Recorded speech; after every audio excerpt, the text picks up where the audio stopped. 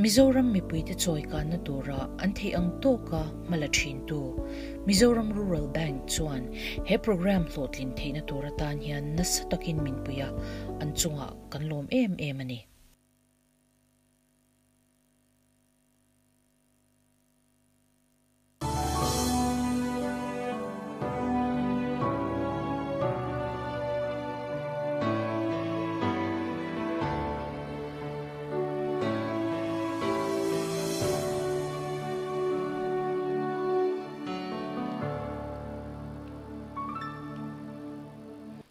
Ole, zanin ahian rural na dik du tu te howina kan mithiam bik kan som te ne na kan hun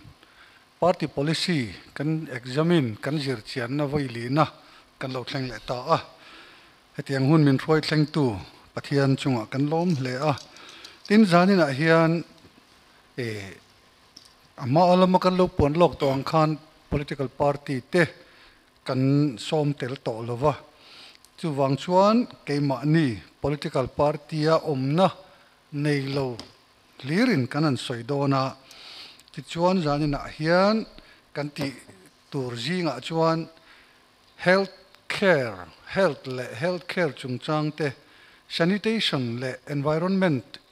le infrastructure ani infrastructure te hi kan lu chil na sadeu mai thei healthcare te nen hian health department chungchang te po kha chu tiang chuan kan ril ro hian a detail taka kan lu chil man lo po in kan han soi lan sar le du achu hei mi pui te hi lo dang lam sela kan du ani kan ti thina kan ngai tu na te hi akal mang thak thleng tul to tak zeta riat na kan neya kan ril ru chuan political party te hian kan soi to thina an ma ni po in an zep lovin kan thria manifesto te chu kan in zia that siak mai lom kan tia mi pui ngai po hian lo check na ni mo sarkar tu po lo sarkar se hei hi an ma ni lo en dik le nan hian kan mang to lo wani sarkar thalo te nan po hian kan check to vak lo thina chu wang chuan heng hi an ma ni ngei po in an ngai sak to lo wa ti te po in kan soi thayang chu chutiang lakata chu Mizoram a chhuat theina turin kalphung nei to ila mi pui te hian zenget nei ila kan du hle ni chutiang chuan kan MLA kan thlandana hian assembly house a in constituency ai o a in ron da kha kan tu le fa te tu nu tu rel tu ni si entirnan aizol is true in anron da akha tunge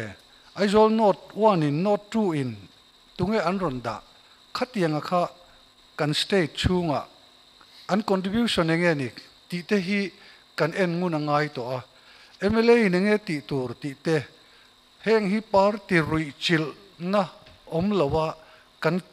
thir film hun kan ngak lel em ani ti chuan khatiang angkha ani dan taka chuan an ma ni MLA atepo hi abial pon lama mi ten enge in mu dan yang le in bial lawa mi zong kha en ula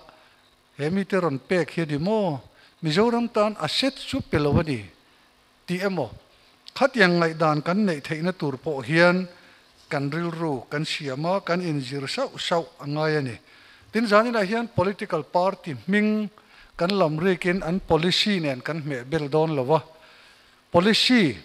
a hi kan soyanga hei hi party te chuan chutiang chuan ron tian oma enge in ngai dan le ti hi abultan nan kan in zot don ani chumi chungchang chu kan ngai dan kan soi kho manga akal mang kan thlak don ani chu ti chuan zanina hian ti ong tak ti lo kan la neem ka khelowa amero chu kar tla te po kan ti chhozel tura ngai ta ila ama saberin hetiang zong hian han soita ila thaume political party pakhat chuan damdoile health center nei sa te ti phui sui ani anga doctor le nurse in dai lo na sut kian tumaniang ti kha an soita ni doctor le nurse te in dai lo na sut kian tumaniang aron tia chu enge ilo don son dan ve niang le kan ti photanga nakina kan duang zong chon hun kan la her thowanga he policy he manifesto hi minron zorta a ka vote pha duangem du lawangem pakhat ve thung chuan district tina district hospital a hian ICU changtlung tak nei tur mala kaniang atiani ICU changtlung taka nei tur mala kaniang aron ti vele a adang ve thung po hianin hetiang hian anron ti vele ni PHC CIC le Urban Primary Health Center te ti changtlungin Civil Hospital Extension angakal pui tura mala kaniang tentia kha enge kan ngai dan niang le kan don son dan tur niang le an tlin nuwa khan engtin nge kha sarkar kha iwa zui ta kang le lo tling ta she chu ta ka chunia kan zo kan du achu mi puiten hetiang hi kan zo hi kan right ani khatila ya khan health chungchanga malak an tum dan karon soi photani chu engei ngai dan te sombik ka nei lo riang tu na chuan ti khan in tan teng le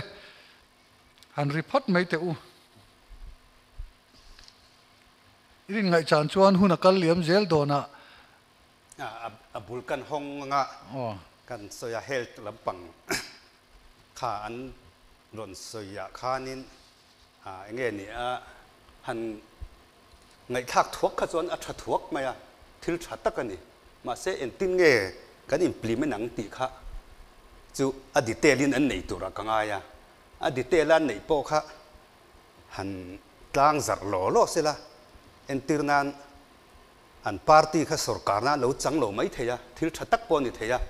party dang in sarkar na lo chan point ai implement kha chuan an ni kha chuan lom hle tur om ang an ni i soidan tak thin angin pu convener at ro mei at thu ro mei ang reng ria khang vel khan ni kan in ril ru ani ve de mo tian kan ti anga kan soi ho don ania dam doi in le health center nei sa te ti pui suya niang ti democracy rama party in jordan tur kal mang ani theyangem chu aya thuk deu chu mi pui te hian riat kan right ka vote tur le tur lo ril tur khop khan kha ngai tu na sen na tla kaniem zo bel chun hot huk mai thei bok sia ka khe to lo enge ngai dan le pukan vi kan soi ve ange policy sang pathum iron soi atang khan ama sabera chuan kan tiang tia anhan soi zong kha sum tlang khoi ve kania doctor da bel te po anina taka chun budget a alak bel na tur a om tel lo chuan khoi tang ma khan doctor thar kha da ngot thei ni mi alo maya kan in dai lo zia le kan sumbat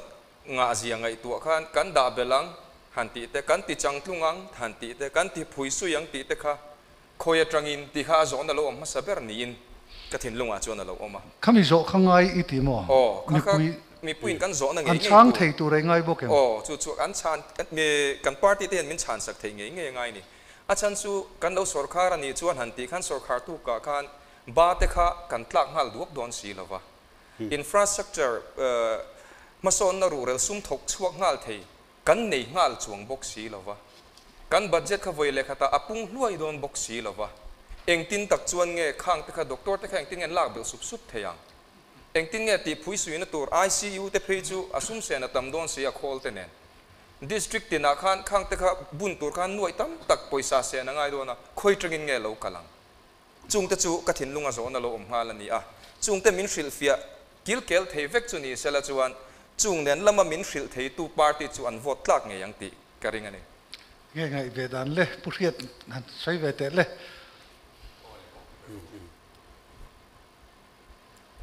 chu takachu athuro mei adite la kha an nei si lo kha chuan in kan ti na pakhat kha ne mo dia pu convener adi khop mai tu na kan kai thak ta kan khan thil kan ti reng chuan kan soi chuan kan thlen na tu ra kha kan ti chia na poi mo ni heta kan an soi ring ko ta ai voi ni tu kina ai wang lai ni front page a po khan doctor kha district zone pahat lai mi khai rin dai lo mai rong ngal mai a tu na sarkar lai poi chu wang chuan in de thil zor re hi an policy te hi ni china kan ngai thak ta khan i soi thin ang bok ki thu ro mai ang deu heti an ngai thak ka ni om tak nghe ni kan tiang ni thei tur ni om tak si thil chut ngun si lova lo pom veri ngot kha ke chu ka ngai dan ren lova an khen na tur chin nghe an ti don chu tiang chu ICU kan nghe ni ti kha ICU te po changtlung tak kan siamang civil hospital extension angin kan tiang ti te po kha engtin tak ngen ti don ti te po kha tlem chu han nghe ni mortal han soi mu sela arinom devin karinga rin harsa ka khop mai ke che teng lampa ai chu kan ngai dan rol mai theya kan som bik te pani hian an soi du ang tin zani la hian nge ni ming hi kalau pe hau lo maya an ma ni introduction pek ngai lo ka ngai na chana kha an ming kha an ron jiak tur ka ngai wanga ne ji har mai the khi lo lang tlat lo maya kabula hian kan ti thale maya nge Dr. James LT.Thanga oma apiale hian ka Veilama ani chuka soi Dr. Saithantluanga kan mi som bik mi thiam ten ni tin tuna soi zo chia kha Dr. JM Vanlalhriata ania tin kading lama alai athutlar pal alai ason engineer Vanlalruata Sailo tin apia bera korwar lampang par de ha so ST Lalbiaksanga ani ti chuan ke hi Lalrammawia kania tuna kan ngai thak ang deuh khan han soi le lat kan mi thiam bik ten eng tiang chia hian nge mi puiten lo dong song se ti chu kha kan an ngai thata a inril ru ni ve deuh khatiang tak kha kan be sei tur ani angem engai ngai ve dan le han soi te microphone kha in on sa em ka hello thil thatak ania thing tang lo pak kan ngai poi mo a tha khom mai amai ro chu facilities aken tu rakha tam taka keng don ani doctor kan da don chuan na a tho the na tu ra khol tam tak facilities ani angai thina tin sutiang bokin nurse te chu nursing ania azia taka oma doctor hun tam taka kanin da an na tam ber nia lang he chu aizola mo khoya mo a ron refer kha kha ani de umaya ti changkong tu chuan abula tanga tan bok ngai ka ria ke chu tuna civil hospital kan na ya tin falcona referral hospital te tin medical college te kan nei to a heng te hi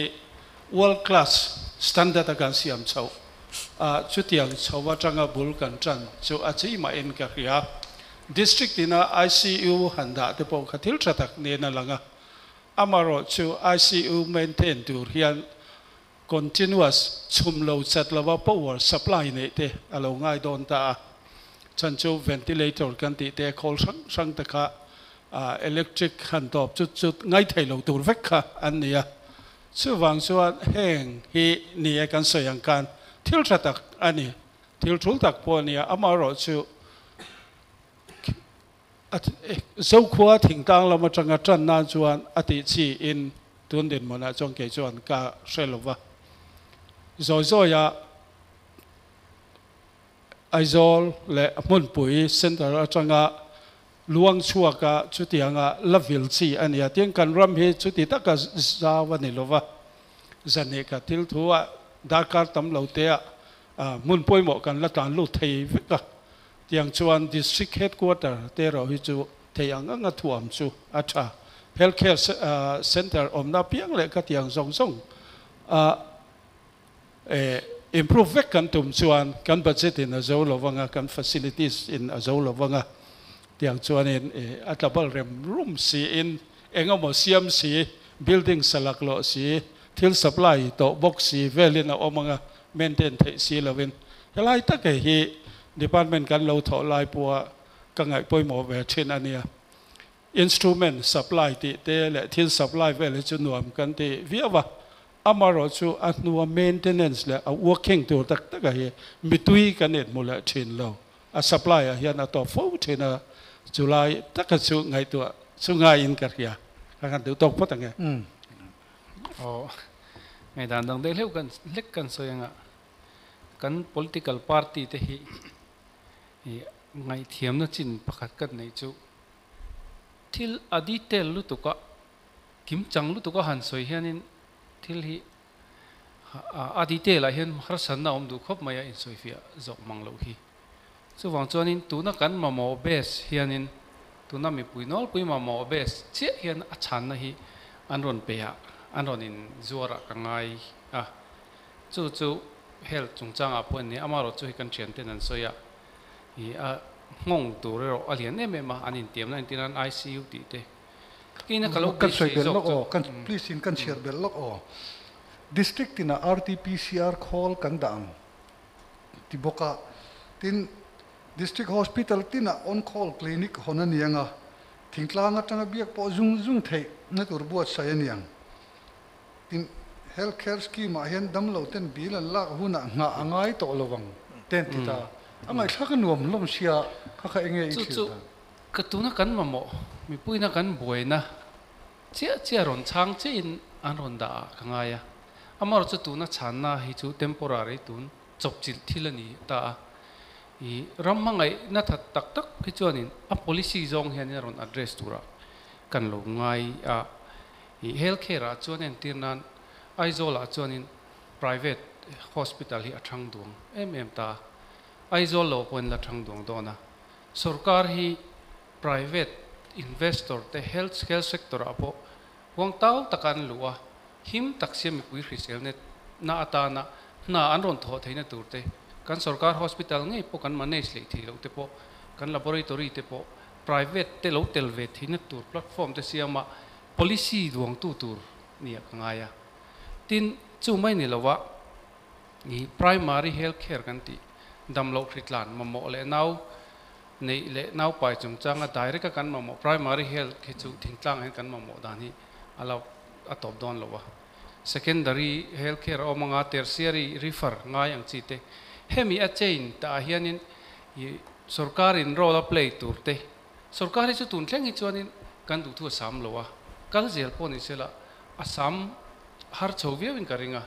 chu wang chuanin policy lo om tura ka be sei jok chu i private te lo lu theina dan turte anita na kong lo hon dan te khani sela tin healthcare kan ti sim hen a facility va provide luk zet poi mo chu healthcare scheme kan ti health insurance ni ta chu sor man ruwa sarkari na a en call zo lo sum anei lo wanga le technical mi te anei zo lo wanga du thu sama laboratory po en call thei lo wakha private chon lok takin amang theni khami wa mang tu tur te na ahman na manan se na kha sarkarin mi puya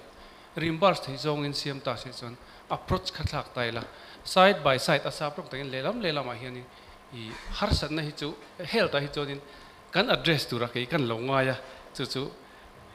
kan ngai dan ni private lama khangkal tamjok ma sei ti deu ya privatization ni kan hoi ani lo chonin sarkar hi chu i kan lin lawang korea kan duai modulo mo kan hoi tialanga mithen ka chuan drive don ani mithen ka chuan health le education kher hi chu outsource chi po em moni don le antia kala ya kha thil riat kima economics atanga thina ni awadi fam kim lowanga sarkar hi chu chen na turomani market hi a fail na mun amani market ka ti chu dor tu turen tinan thingtlang kil khorde khan private hospital vadinila tu manan afford lawa khatianga an education po chu tiang che chunta private fee choi theina tura khan thingtlang mi re thei tak tak omna khan vadinila tu manan afford lawang khatiang che market a fail na huna che khan sarkar chu che turanita thingtlanga har sate te primary health level a chen sarkar chen ngei angai ti chianga amar chu refer ngai chi laboratory lian tak tak sen ngai chi choni private hen manai sela sarkar hen reimbursement zong hianin i healthcare policy healthcare kan ti kan confuse na sama ma health insurance policy hi kan hoi tial tel la try ka ria at khami tha kan nei chonin sumdong tu ten i private hospital tha tak tak kha alo thang do nga kan hoi tho thoin ka ring kan dui mo du lo kan ai dan niam nya khalam pang kha chu nya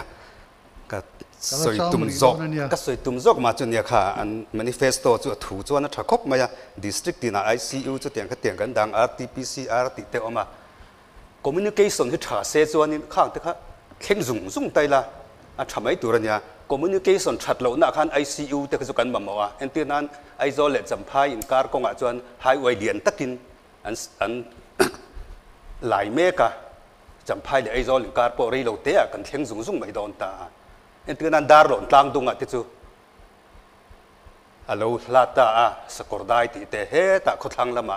marpara ti te khang ho kha ama mo tu tur jok ICU te chu ni don sia khang te kha an tek kherang em ok te district headquarter tina ti ri ko ta kha a fu berdo ne mi ka te ni chu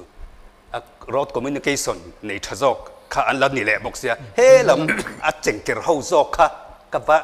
konsan ani PMGS wai kong kan la ya chengker tur en lo pon center pon lai ru kong he tiang hi all way the road tin a theng dur ni che kha tha se chuanin he tia district tin da po ngai thene mai zo la chang tung lu tu kom sa sela kan kheng zung thei do na within nge ni darkar thum darkar li a chuan mizoram te chu te nia khalam pang te kha ai integrate ang em ti te kha ka ngai to mai mai mamo chan na kha mamo chan na tok an ron phor mai hi a tha thove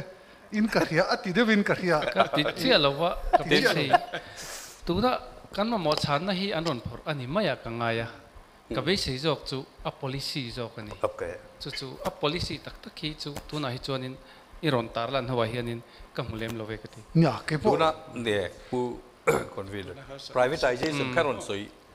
soi zo privatization ka ki tha ka ti viu ma ya privatization hi chu education le enge ni hospital a te hi chuan health te hi chuan in a ti chi om lo mangau ka lo ti de wa a chan chu enge ni kan tiang tuna heti khopa sarkari da ti po hian are thei lampang tan hian in har sa em maya privatization kan ti chi khan mire thei lezual tan hian in a boi thlak viau lawng mo ti kha karil ro lo langa tin ama ron chu karil ro lo lang chu privatization hi chu tha ka ti khop mai ki chu ke ma mi mal ngai da na po ama chu van tlang nun enge ni kan tiang khoi boi lo chi a nuai nung jok ti ti mai ang ka tong tu ko chu so nun khoi boi lo chi a privatization ti hi chu poi mai ka ria te khinan tourism te po hi privatize tai la jok ma na ti te kha ka lo ril ru mai mai ke chuan o privatization kan ti kha man outsource che lo wa private hospital khading molanga sarkarin regulation fel takanenga private hospital fama mo tu tur ate kha mira theite te kha health insurance chang tung thatak efficient tak ti la tuna po Mumbai ate kan referral am tero ram chang ka nga chuanin private hospital ani amar chu meeting khanan wa afford na chan chu insurance lampang kha achak tu administration kha ta chu hospital kha private in thatak in an maintain nga amo mo tu tur ador tu te kha insurance mo kan empower khati zonga kan kal khanin amaro chule a theilo na chi nom kati khan chi kan primary health market of fail na munong tingtlanga tuma hospital an invest lawang ta chuanin khatiang hun kha sarkar che nge na tur kha chu omta khopui le te tertiary tida referral case china hi chuanin private ta na kong hon jaw hi atha khatia tin thingtlanga po laboratory kan nei te po hi a thei ching china chuan private thataka an maintain thei tur hi ti thein ni chuan facilitate thi an ta na kong hon hi ke tha khatia chu policy a hian lo om se ke chuan ka lo be si ani kati pu kan bi kan soi ve le the privatization chung chang kha nia ron soi fiata akan expert khan health insurance kan mamo khop maya tuna po hian department entity trend khat hi chuanin an employee an na thok zong te tan kum khata noi somli te noi somnga te moin insurance ki man leya ti chuan an employee te an dam lo khan kum khata noi li amo noi nga thleng an bil ngal thei top mai ni tin chumi piala ma chuan chumi ai taman lo seng ani po chuan la ti bel dan la oma chu tu nai chun chu din huna ding te chu atam jok chu sarkar na thok te enge mo company na chel line nei te chau kan ni a amaro chumi pui mimirin chu atakin kan mang hlei thelo ni kan rama hian chumi wang tak chuan tuna heta ka thiante doctor Lalrammawia te pona ron soi privatization kan hu phur thin na chan la ya kha ani a chulaya chun kan soi zaw hret du chu film khurnga hi ulai om ni in ka hria kan ramshoi tur kan than tur te hian chu tiang policy chu nei sela kan be sei viau la hian tuna hian Mizoram a chuan an ni chu ka tingam hau lova amaro chu hun danga chuan hospital hi sum don na nan mang na sa em to ani chu thil na sa tak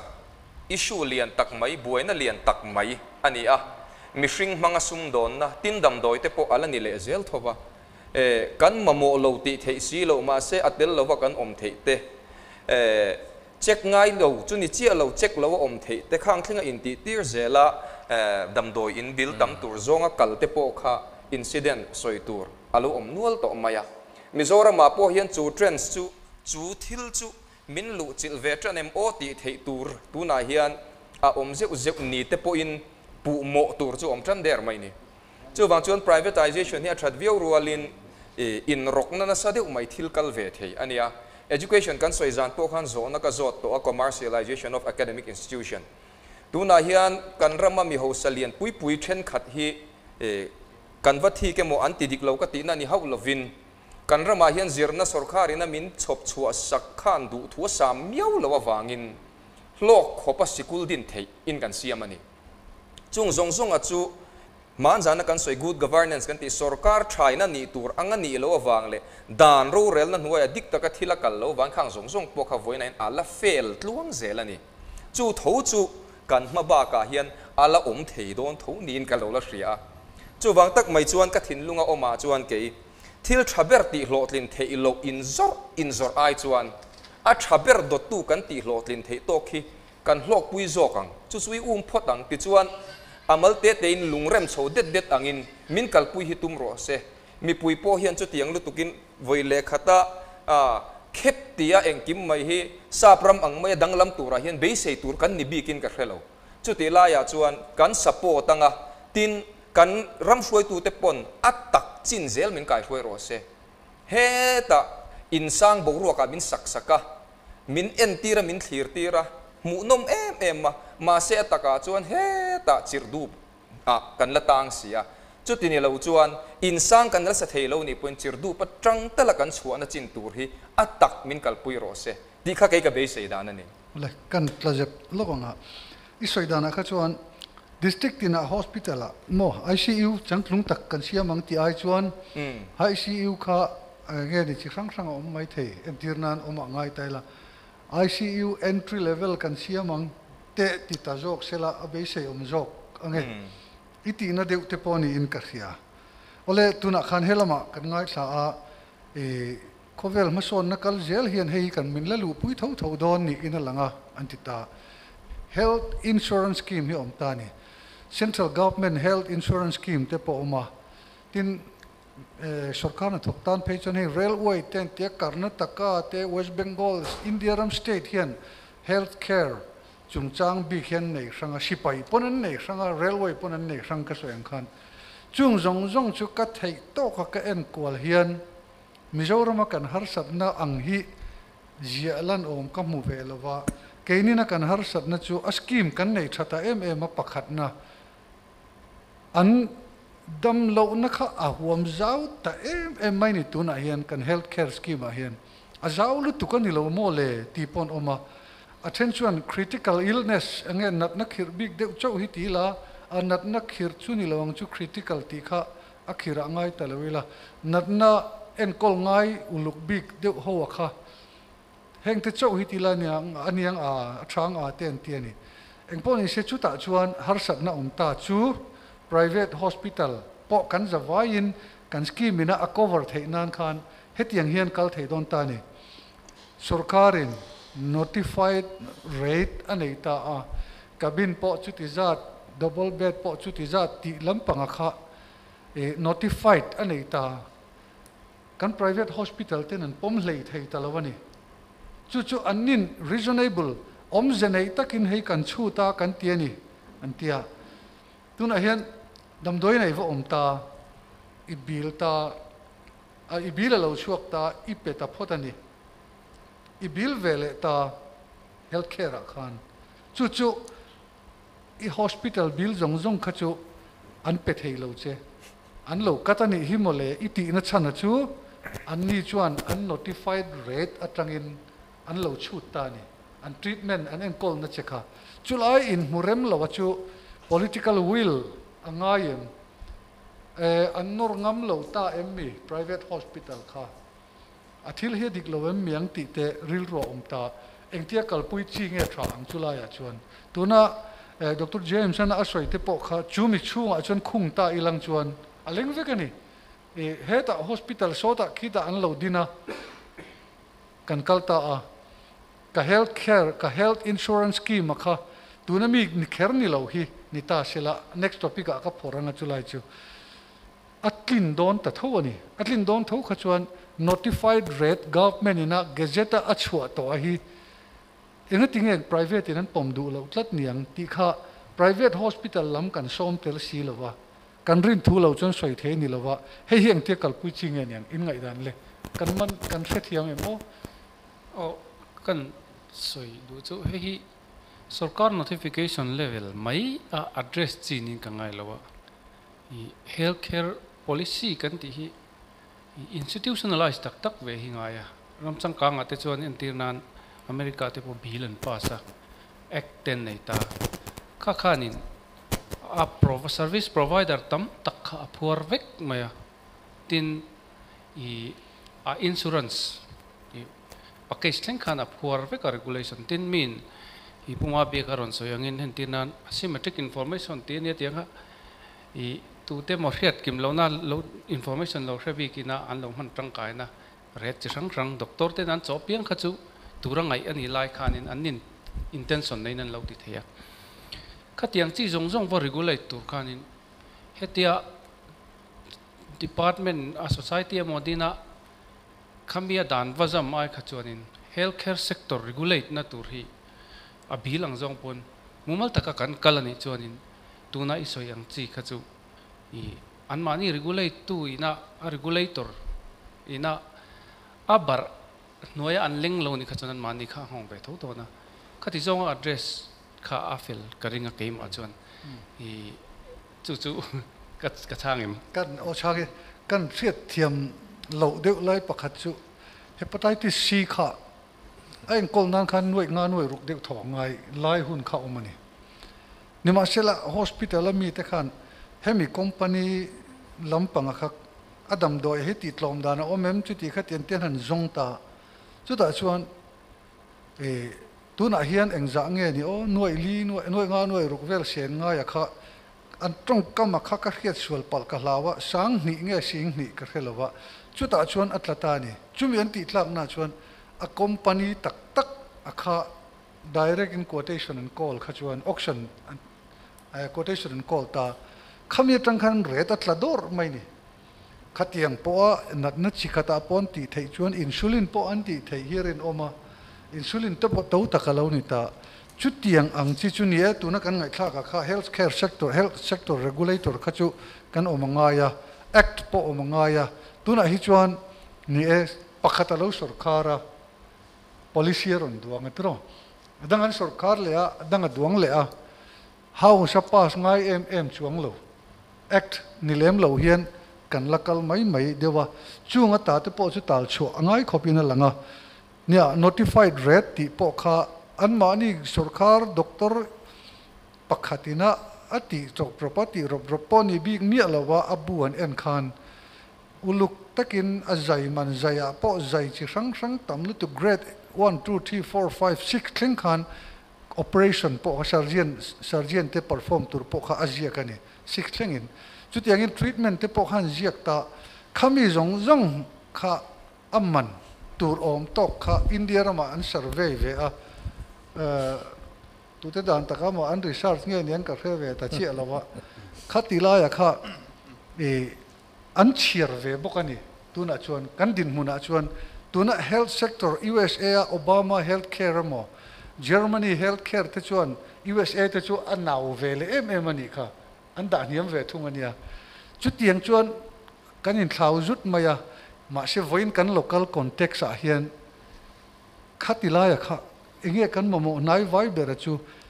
notified rate pom tura sarkar in ati lui thei lo po in rem na enge mo chu neya kan sen so kan bil thei kha chu a thalomi kan tiani chu enge kas soi chumbung lu tu kam ka helo ole khalai kha chu ti khan kan ril ru omang chu hiat lang pui to in ka hria a regulate atu enge moni society mo body chatak kan omanga ye both side ani karinga ka Veilam mi na soi kha doctor lama tangin mo sarkar tangin mo private hospital tangin mo a society mo investor mo khatiang ang 3 corner 4 corner a decide ngai chi ani ang ti deu ni in ka hria a khapo kha om thei sela chung zong chu mi pui tan mi pui na zaran zo tur ani tlatani healthcare hi kan soi atul na chan chu ramchang kang developed countries kan ti te point in elna nan lo man ani tlatani purhiat hai kan zot le lok teng Dr. J M Vanlalhriata in missionary in kalnala ma khan itlom taka en kol na po an omani iti kha hei Dr. Ramdin Thara Sailo khan kaini achuan mi puya chia text an la sanga kan dam lo te reng hi an ina thleng kan da le vekani atia khatiang lampang zong kha mi pui te tan enge ni zukton hriati nem nè i khi kan ram thenom mai an đi chu ram mung khat ani ve thowa Bhutan khi ka han jin fo maya tun ma khan an ama kang reng khop maya a population khi noi sari le tivel ania an na tam vak lo ma ro chu healthcare system hi thakop maya sa ka zakwa som sari le pani atang kha ne mani ta khani a free vek mai ni an nam doi an in kol na kha a free vek atu po a citizen kha an free top maya mak hi ka te khop maya ten Thailand ate nat na khir khan deu te kha Thailand ate India te an thon ta kha India mo Thailand mo an el engen kan ti an elo liaison officer kha alo receive veka airport an hospital tu te po kha alo ti fel sak veka ti chon an mani house tang khan admission an vati pui le veka an ron chu khan adalia thona thoti le chu ta po chuan attendance ruai tu pakhat kha free telani dam lo le attendance ka ti hanan ti free vek ma mani nimin pia mai po khan ka han phone kan naw pakhat again la an zel khalam kha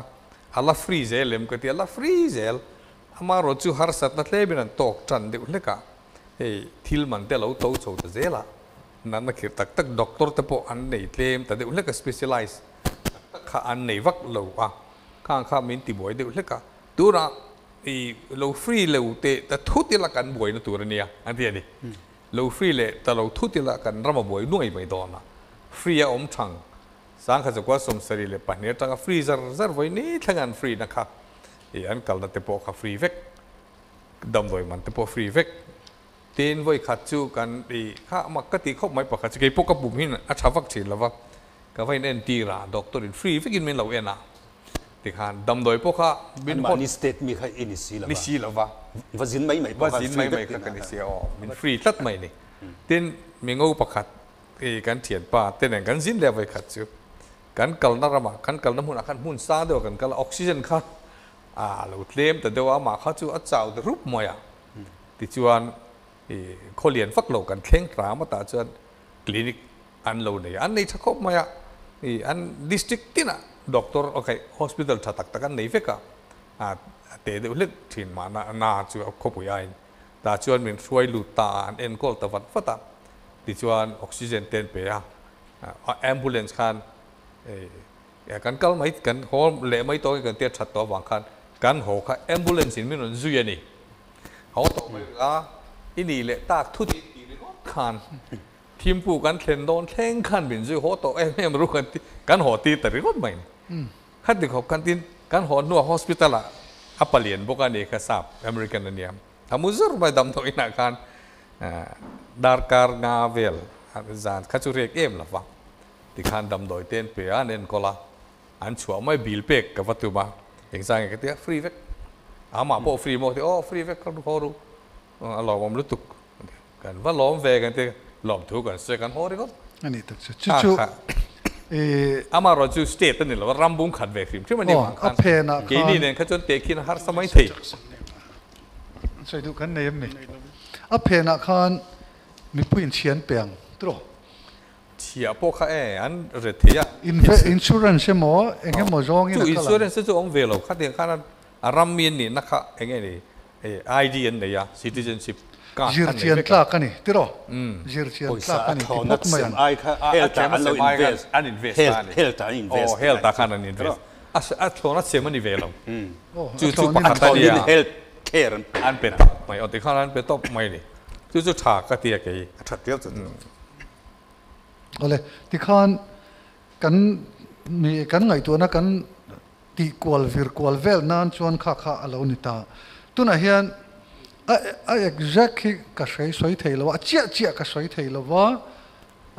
Mars ทราเวลแต่ก็ชวนไวเบลจะสมรุกเวลข้ากันบ้าจู่เช่นขัดสวยดานะชวนพรีเมียมมันติดตาตัวนั้นเสียงสังนี่กันด่าเท่าไหร่ไว้ขัดมั้งเสียงสังขัดมั้ง BPL ตันเรานิตาเสละอัตเลมลุตุกันนี่ตีเละกันบิลเทเละกันพรีเมียมมาฮีอินทาวเวบกมีตีข้าfinance ลำปังกันจอดเตียงนี่นั่นช่างดอนชินเตะอัตเลมลุตุกเดเวมมีอัตเลมก็ติเลมแล้วว่าสรการกันในชั้นขันอีเวมายะพรีเมียมข้าจูสรการเองมีผู้อยากขานินอันมานี่ะ accountability อมเวทในตัวขานินอันทเวข้าอันนี้มายะในตัวนั้นเนี่ยสรการข้าจูอันนี้ขลายข้าจูเจ็ดเวนัตัวอันนี้อากังไงอะทีนบัตเจ็ตเลียนลุตุกมิโซรัมบัตเจ็ตไซส์สังกัดสูตรนี้อันนี้เลมินก็เรียกว่ากันเฮลท์แคร์สกีมตัวนักการมันไล่จวนส่วนจวน administration and efficiency อมเสถ้าทัก administration อมตาเสซุ่มมันเละเป็กชัวเฮียนให้อายะกัลพงเฟลไฟจอกอมเสจวนนี่จู่บอยน้อมินก็เรียกเลยที่จวนเบลดูมีเบลร็อกเตียงตัวน่าเฮียนPrime Minister Social Security Schemes ปัทหุมลาร์ตักมาอินเดียรามากันเนี่ยประธานมนตรีจีวันเจติบีมาโยเจนะ PMJJBY ประธานมนตรีสุรักษาบีมาโยเจนะ Golden Card กันตีอังไตปะคันสวยลุตตาละPMSBY จวนอัตลเพนชั่นโยเจนะ APY กันตีอะสุรักษาโยเจนะจู accidental insurance accident ตกปัลเตนะ insurance อันนี้เท่านะทีนจีวันเจติบีมาโยเจนะกันติจูมิทีนะเองวังปุ่นที่เสละมินะหน่วยนี้อามุเทนตัวอินชัวรันส์ขานี่อ่ะอัตลเพนชั่นโยเจนะข้าขัดตินปอยสัตเลมเตะด่ากุมสมรุกลินนัวตัวเตะปอยนะเพนชั่นอันลักเล่เทนะอะไรนี่อ่ะตาจวนกันเตะขินดูนี่มีเองวังปุ่นตรงทุกเชลว่าจิลหักวังโจปุ่นที่เสละข้าพรีเมียมข้าสรคารีนับเป็กตัวรัติตัวนั้นน่าจะเจี๊ยกสวยเทลว่ามาเสละเจงจังอาจจะรุกบอร์เวลชวนี่จะลีสมรุกเวลนี่ชุดยังเวลชวนี่อ่ะข้าเองวางปุ่นทีเสละเจงหน่วยนี่ข้าอันมูริกว่าทริมไม่เนี่ยดิน accidental insurance ข้ามีเอ็นเจงสมนิปนี่อันนี้ไม่เทตัวน่ะกุมขัดชูงตานเซลันเนี่ยนี่จีน่ามาสจอกโปข้าอัปเปกขันรำตุยเลยเราเข่งอินเรา accident อินเราเจสวลเสละเจงหน่วยนี้เข่งต่ำข้าหน่วยนี้ไงจู่นี่เราไอ accident นัดดานะจิรินหน่วยนี้เข่งเคลมเทียนี่จู่ central สรคาเฮียนตัวน่ะเฮียนสกีมเฮียกัลปุยตาที่จวนอินเดียรามามีตั้มตักกันออกมาจู่มีจิงอ่ะจวนมีตั้มตักินเจออาทิตย์จวนเจงสมปนี่เนี่ย accidental insurance เด็กค่ะจวน life insurance กันตีเด็กค่ะเจงจันนี่จะทุ่มบอรันี่จู่พอจู่มีอามักตะด้วยเตลินักการหันตีสับค่ะจวนอัดลิงคอมค่ะขี้ตาอันนี้ตานี่ที่จวนจู่มูมัลตักิน administration ละมา finance expert เต็นอัน invest ตานี่อันเราติปุงตานี่a capital tour asum lu tour kami puin kan tho khom ve lek fanga ni ti chuan chu chun lo ti pung ta mason na rural thatak tak din nan te pon manga insum don ton na thila te an manga at takaramina changkan pha pi alama asum zong pona pe punga ti chuan มีข้ากุมขัดช่วงเราทีเราปัลจวนอัปเปโทนั่นนี่เวไม่ทุ่งอ่ะมาเสอารมณ์ตัวนี่ โอ้ อาทิเราขัดจวน โอ้อาทิเราขัดจวนมีขันทีอันด้วยนี่ใกล้ไม้จวนทีเรากัน ล้อมงจกได้หรอดำโลคัตรอ โอ้มาเสกันเราทีปัลจวนกันทีสันกันช่วงเต็มด้วยนี่กันเราเวเลยบอกเสียที่จวนสอร์คาร์เนี่ยขันwin situation กันเตียงไหมอาชาเวข้าเรากัลตานี่จุดอย่างเชี่ยจวนสอร์คาร์มาin central สอร์คาร์มีสงอาเจงจะลีสมรุกบอร์เวลนวยนี่ที่พวกมินเปียกเทจวนเจงสังนี่เจงสังขัดพรีเมียมกันเปียกง่ายค่ะอัตตั้มโลเวกเตียนี่ก็ไงดานะจวนเอ็นกอลตูฮิตราเซล่าอาซุมติงโคมาเปย์ปุงตูเล่มาโซนรูเรลดินนัตุระมังเทียมหินนี่ละอัตตั้มเขาอัตเลมเขาละวันนี้กุมบิเทียเอาแม่งไอ้ติดตายละไอ้ยังจวนจุมีอินชูเรนซ์เวลาจวนโอ้ขัดยังจวนอินชูเรนซ์จวนกุมบิเทียจวนเนี่ยจวนสมลีปังจินสมจินหันเตียงจูอ๋ออันนี้เลยตัวน่ะอีรอนสอยลุทั้งตัวเนี่ยมันก็ที่ golden card กันที่อาคาข้ามีอาคาอาโฮลด์โอ้ข้าสังนี่สมปริยัตินุลมาขันในเลยเที่ยงต่อมังสีแล้วว่าตัวน่ะอีทิลสอยยังชีข้าตัวน่ะเฮียนวันน่ะเฮียนละตีเทียมมีตัวเตตันเงี้ยตีเทียที่อาคาริโรมันเนี่ยจู่ตัวน่ะมีก็จู่แบงก์ที่น่ะเฮียนแบงก์กับเขาในตัวพอดขจวนอะไรตีเทียเรงอ่ะกัลเมกไลเรงนี่ SMS ทนนี่น่ะเทียไหมโอ้ SMS ทนปนน่ะเทียมานี่แบงก์บรันชักกัลปนข้างจู่ตีเทียจาร์นี่มาเสียอักซิเดนปะเลมอที่เอ็มโจ้อันนี้ life insurance อันนี้ตาโอ้นั่นดังก็ cover เราทุ่งโอ้วันนั้นกันทิลสวยลายค่ะเฮมิเงี้ยนี่ golden card กันที่อันว่างัดแหงบิลเทียละมาค่ะอันนี้รอนสวยลุดโดนมันกันที่จุดรอนสวยตักขจู life insurance โอ้ life insurance และ accidental insurance จู่ทิลชะตักวันยังมิโซรัมตันตรอมีปุยมีพิรตันทิลชะอามันเลมขังขจูแบงก์ละมาอดีตเทียเมล่าทินจุดที่รัวชวนกันสวยลาย subject ชวนเฮมิกัน healthcare จุงจ้างหินสวยตาอีละอันนี้เลยอินริรูอันเรียกกระจากเดือดเล็กปกติเนี่ยจู่เจียงสังนี่ที่สังขัดเตียนโถตาสุรคานะทกที่เวทุงเราขจวนเนี่ย Central Medical Health Attendance Rule 1954เรมอเขามี1944แล้วตั้งแต่เราก็เช่าเจล่ะค่ะ54นั้นเรามังตาเขามีหน่วยอาคารมิโซรามินกันเรามังเวลบกเชียสุรคาริน่า approve เรตาขจวนกัน Civil Hospitalตบไม่นี่สุรคานะทกที่ขจวนมาเช่ health insurance หมอ health care รัตาเนี่ยหมอเอ็งมะเอ็งcontribution และ premium เป็กเวปอนในเวลว่าสุรคานั้นทว่างี้นั้นวันนี้นี่ไม่ล้อมกันเตียงequal citizen กันนี่สิจวนไว้คนทางพิจารณาปกหานินเองไงอันนี้นะสังขัดถอสังนี่ถอหน่วยนี้ทั้งเจ้าบิลเทเฮลมาอัฐนะอลิมิตสิเราให้ injustice อีกง่ายกันติดได้เตียง legal จงกันเตียงสุรการนะทุกไรตลอดอัน benefit นี่เวไม่ล้อมอัน entitlement นี่ไม่ล้อมกันเตียงdemocracy อาเฮียนเสียมเริ่มง่ายนี่อินไงด้านนั้นกันจดเตียงเจ้าว่าไล่ตักที่มีอะไรขจิรมันดีแต่ปนอาศัยที่นั่นมารู้จู่สุรการตานเฮียนินนี่จินักสอยยังขานินที่ corruption ที่เละที่ดูเราที่ผมถือนะสุรการเจตเฮียนเฮมีตัวนัก socialist ideology นี่ไม่อะ socialist policy เนี่ยมีจงตานะอินังตลางเอ็นกอลนะเซนโซpolicy roman sakaka kakathil ni om tak chu nia I sarkar tan hianin ka mudana la ni fana administration a hianin fil fai se chuanin fil fai takin kaltlang pui thei se ta chuanin I sarkar na thok ina healthcare kan nei health MR bill theina dan kan nei po hi en non inang tlang a siam mi zong access a siam po hi ramchang ka nga hianin enila health policy om sa veka healthcare bill om sa veka kami noi khan an luang lut mai private sector thok le private sarkar thok po kha chu he America te po kan ngai thlathina an debate te tinan bill an pass mai theilo thu te khatianga mar chu structural reform lian pui chu I nei ngai dona sarkar local tu khanin I will poison takathilati kha chu anga yanga ingai dana kha chu I thil thatak chu ni a socialist country a chuan thralat la khop maya maro chu tunai kan hoidana hi chuanin khati lamjok vek kha ni theilowa maro kalati fana insurance health insurance chu efficient tang taka function ani ngai chuanin a bill velo te hian an chom thui tuk tlatani a thei chu chu a bill velo te hianin an lom ma an chom thui ani maro chu administration le khami a check a vigilance a khanin doctor te le service provider te in ka chang chang a khan ngedam lo te ne khalai khan uchuak ke mo eng thil fel lo om hianin I eng lo trina min sum dona nan ninga mo lo male health insurance ka chu ba chuanin I do thu samram thing se chuan 2 point kan access te ve kam ole utopia kan soilova nge mum khalaya vatlen theilo ram kha kan soilova ati theidan konga oma minan ti thei ti kha kan ram mi puite ne na hian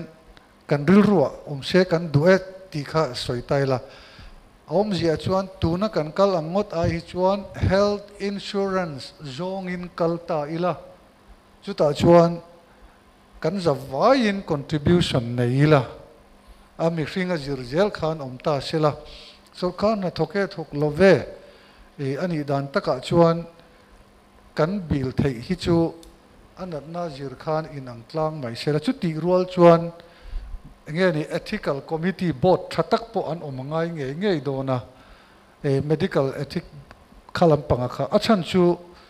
entirnan phairama khan voi khat chu kalua min dela kazuk kala min refer thla a ka ring ru pakhat atliak dewa anung lama hian MRI kha antia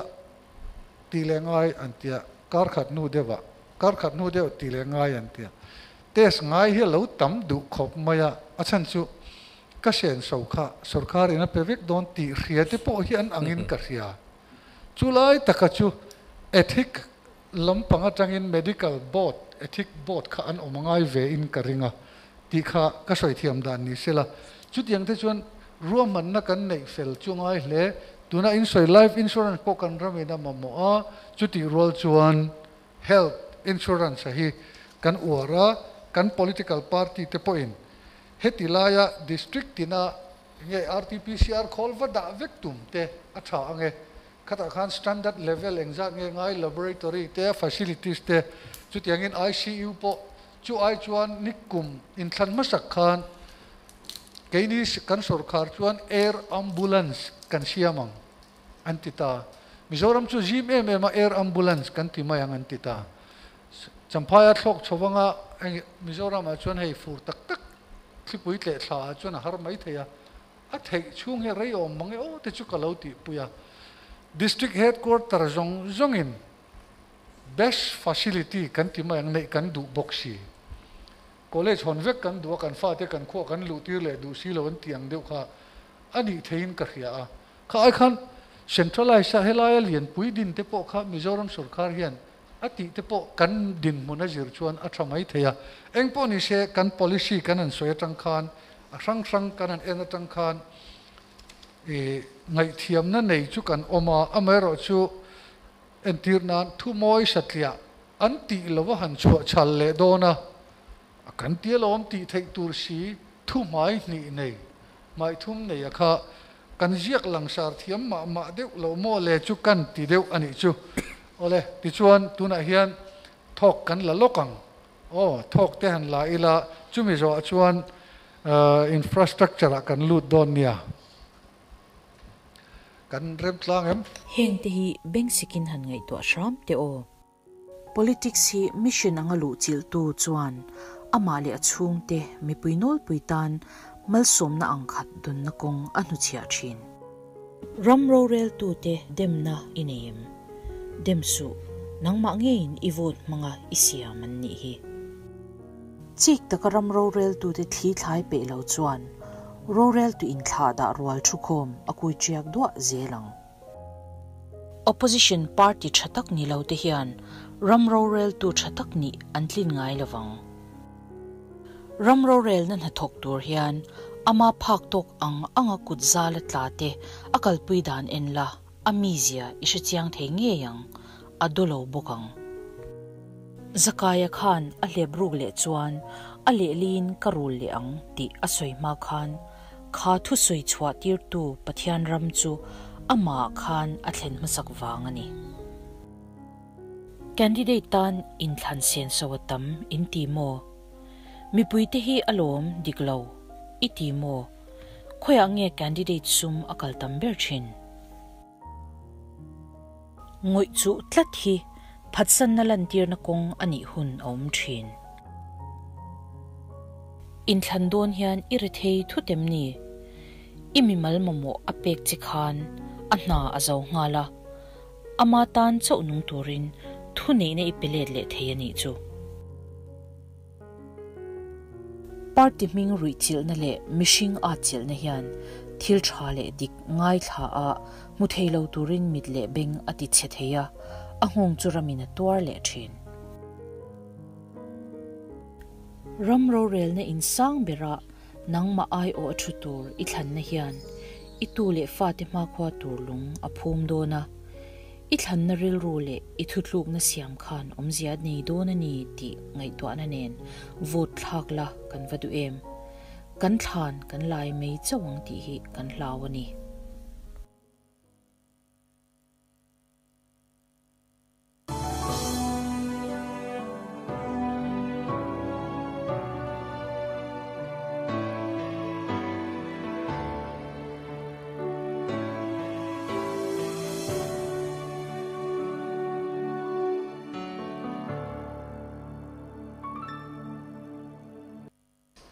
Ole kan lo let le ta ti hian tuna chuan infrastructure development lam kan soyanga sanitation ti kha atop kan ti zana ni som ni le pakhata kan tum chuan latum kan thei chuan latum zokila pathian zara rem chuan zanina chuan anununga tan infrastructure development lam panga kha lutila athange tin kan finance lam thiam kan ti mayanga kang te pokhan balance taka infrastructure akal le kallo expenditure budget chunga kalem tin phai lamatanga kan mute grant kan mute kan mangtha mtmo lama khachu aman dan lampang kalmang ngai to deu khanan fianga kan zot khol mai nga he PMGS wai te kan tia kan soivek siang don chuang lawa infrastructure development akhan party policy la ya khan central lampang ani jok ma to nga hey power and electricity te po an nei kan ramin party ten policy nei khami chunga khan kan khung thei thowanga nakina thil danga chuan hey PMGS wai kan ti te hi kan han mangta silfia ngai lo khopin kan chiang ta hemi chungchang kan man dana te hi saski kan ti te po telin adu du soiturin puro ta kan so manga party policy atangin kha kan lo clear don nia central policy infrastructure development kan ti ang ti theu an ni tlata kan party te hian kan sarkar me kina kalpui dan te po atul chana soyanga sarkar masale ina akalpui dan po adule at soyanga khatiang kha min an thlir pui te sele mason na ru re lamani chu pu convener kalome nia cái chú hành soi ya anh tiếng lai khang anh hay hiện tin nghe tia hành sản mấy ạ cái thiểm đàn về nha soi đón chuyên soi tủ tắm khóc mấy ạ trên khát tin Facebook về là mình lâu follow tu in chuan in với na cả thu post te kha in lâu mu in cái ringa với na cả thu post kha system nghe poi mo ruai tu ti thu pu ya kha nin karon ziak nuala PMGS wai hi kum sang ni kuma December ni som ni panga khanin ro pui taka khu honna nei ania khata khanin sang ni pathum chuanin mi hring thingtang khwa in kalpo na kong afura thala kal theina tura thingtlang zong ti mayang lok o kan tu chu prime minister government of India in tiang government of India central lamin thingtlang khua zong motor kong eng tiklai po all weather ranti kho dan thang po tlo thei renga siam na tura poisa min pek chu po chu a poisa ka 100% mi ron pe ni za in min a free min free kha a thok chak kina poisa kha lak chak le mai an ron pe chak maya en tu nan kan state chu DPR siam ma khang kan chak ang reng viawa kan siam zo maya that lo tu ran ni sela ma se kan ti thakha yang India ra ma khan pakhat na kan ni ti te kha an soide khan ka khia khalai tak ka chu ka chu chiang du tuk lawa chuan implementation a khan kan noi ta ni a han ti chawa khan ta kan purwat lo ka criteria khua kha population sin kha de vem kha kum sang ni atanga sang ni le pathum in kara ka chuan thing etinan hill states big north east big a chuan mi hring zanga na chin kha all way the road in apo tur ti ania kha khua khan mi zanga nom chuan kong kha pek kong all way the road kha pek tur ti ania chuan sang kum sang ni le pasaria chuan mi hring zan hi som nga na chin ka chu atlo vek tur ani ngo tho chak le poisa kha ron kal chak maya chuan kan thok chak tabak lawa center kha chuan thok chak turin min du'a contractor po thatak in neyanga contractor thalo chuan in a thok chak thei lawang ti kha khiasania purwat mol de kan lo zot velop che all weather road tia englai pot lo po thei englai pot lo po thei black top kan ti ang deuh te chuta chuan azaw zong turte azaw zong tur chu thingtang kong ani wangin metar thum om vek ti mayang metar thum chu fit kwa fit sompel chu na chuan number family missing number nge ami hring household ni lovin ni lo mi hring ani kha population ani chu a population azirin chu za mi ron tuma a thok chaka piang kha kan state ina tho chak chuan paisa ha ron lut nem don ta chu wang chuan thok chak tur chuan contractor chaka ngai ta contractor kha ka center khan guidelines thadek mai ania chuan contract package khadre package khat nuai za ai te in siam turani lo ti kha han guidelines sa chuan om ta ke ni chuan nia kha chuan lo zom ve mai han zep thu om su lo mi pakhat ming chuan contract kan pe an nuai ya khan sub contract ang deuh nge ni isira mi te ve khai pe anga tiang deuh kha chuan ka han sem som le ta in tian wena ka po sa po kan haw long lung moi konga chuan mi pakhatin contract amua mi somriat panga tur kha examen nge nuai za thum man kha muwa mi somriat panga kha an ron sem le ta mi somriat panga hin thok kha kan lo en kol le ta khatiang vel te kha alo nia ba contractor chu kan va mamo nem chuan then kha chuan ron pe te khan an la ran le chong emo nia khatiang vel khan nia ma set voi ni thenga kan la chelo lut kan la chelu tuk lo te chu nghe ni không ai na dùng po không ai lệ chọn na tận đông tỷ lâu thấy lâu nè tỷ khá cái này là va chú tết chú nè nang mà cắm bát thiên thua chuan in rom bung ni trang som ni pali khan nang mà nia wangin bát thiên minh chú zentel te zinga soi chiat ani ti ziak ang khan ti ani ta chú kan che vel ring lo mi te kan ti hianปะเทียนขัดเตียงเนี่ยนะครับปะเทียนมิ่งกันสวยเฉดลัดนี่เทียนอินอาเรียตามีรถไปตู้เตปออันนี้จูทว่าเกนินมีซอนนารีที่กันละทนเลยแต่บอกเสียข้าอับวยข้าขบไม่ใช่ลายที่อันทรีปุระที่จูขี้ตาอังกัลตัวก็หัน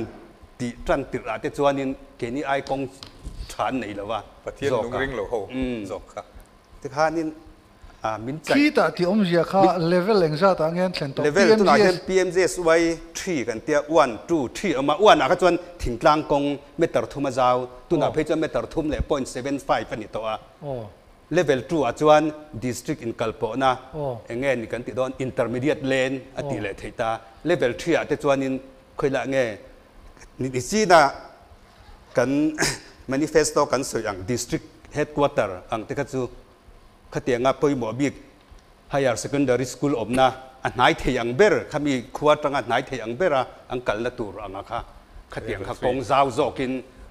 chú cái này hi level anh nghe cần là ôm mi khiết đàn in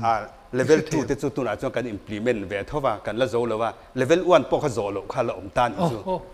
zo mai kan ka zo ma po khan local kha chu thei ta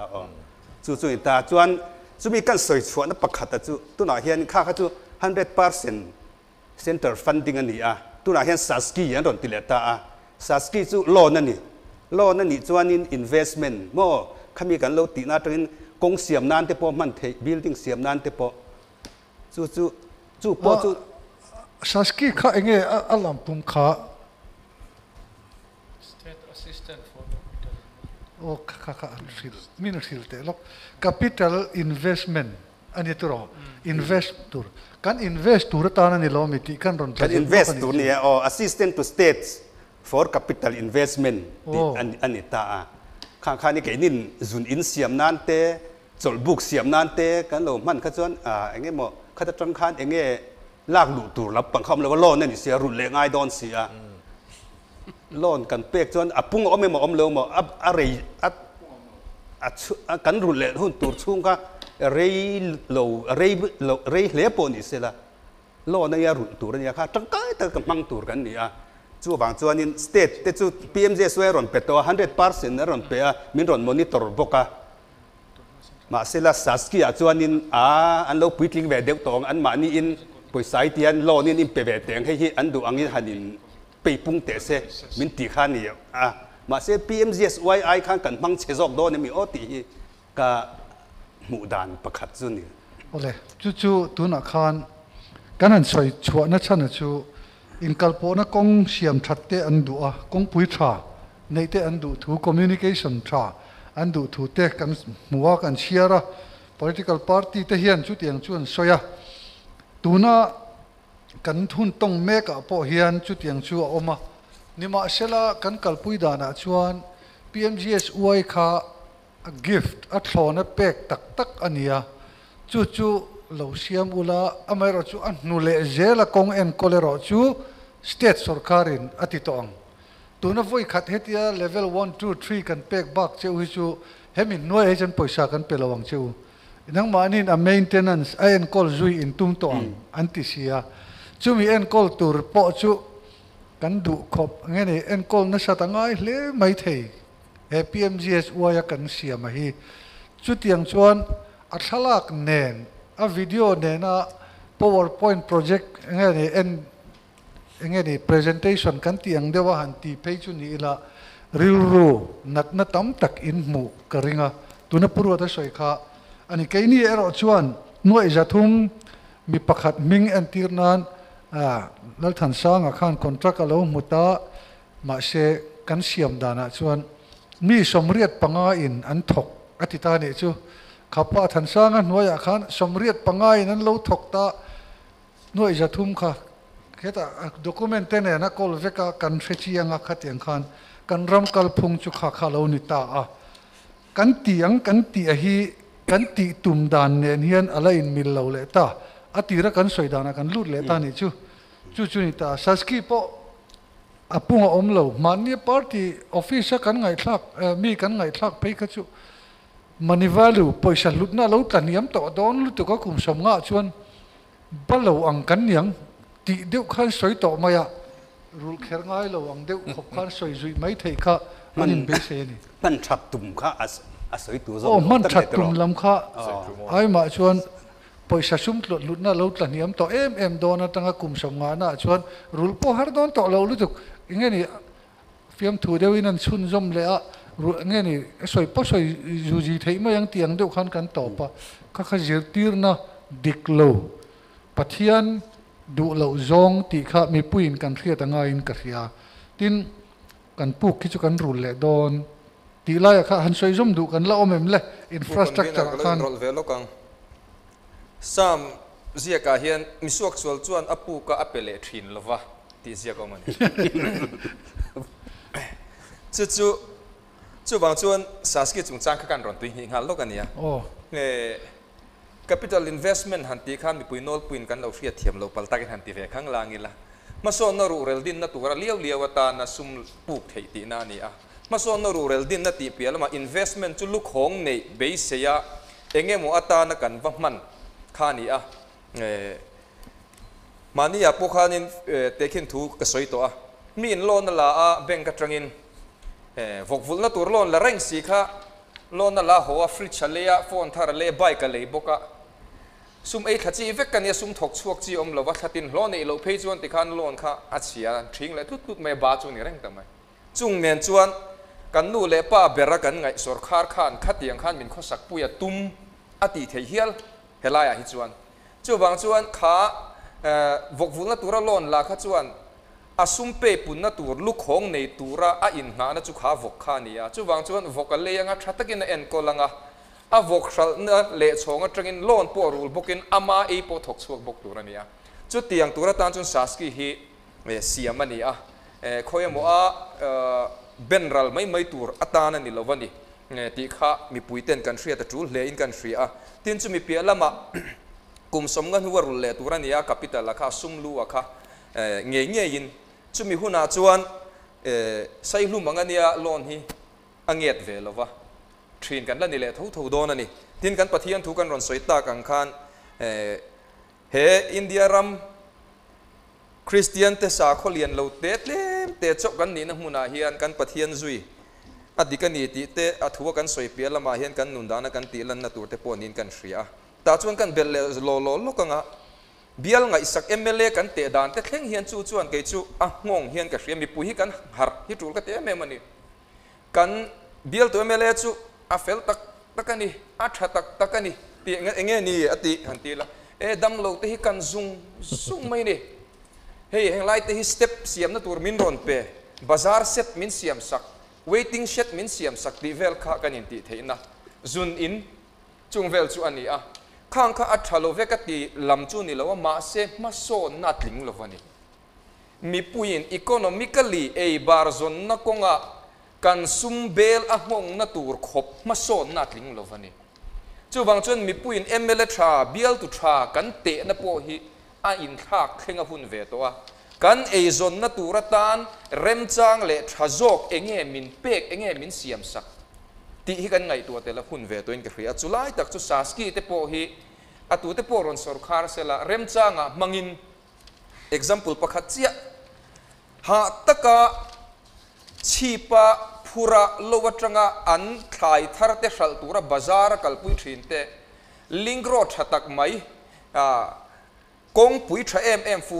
fura chuan pick up pokal thanga ngam manglo ti ang ni lo an kal vek theina te ka han siam sak sela chuan e barzon na sama siam saka mi pui hne na sum tam tak voi khatan ipte da ai chuan kum tam takatan in tun na tura siam sakani chu center in mirons akhia miron siam sakan tumani PMJ swai khan ma se state sarkar khan kan lo tinoita kan lo mi pui te kha kan lo deliver thalo ta chu tu na hian second chance kan nei ti that le thena chance kan nei saski mang te hian RDN the three rappers lar wakte pon mana kan nok ban lai bai rabi power plan te ka tun thlagin ala ni ti vel te pon rap zut to thin kha khang te kan mamo ta ni lo mo kan tian ni a lo thin na saski kan sei bel lo ka i saski hi ski mahin lo ti chan tak hi englo COVID-19 na kan economy tlan hiam lutuk kha centralina capital expenditure ti vak aron ti sang ta vakan atira khan maro chu kha du ain a trickle down lo mi economy khanin yakal chak tok lova chu wang chonin a scheme hi ron din a special assistant to state for capital investment ti ani a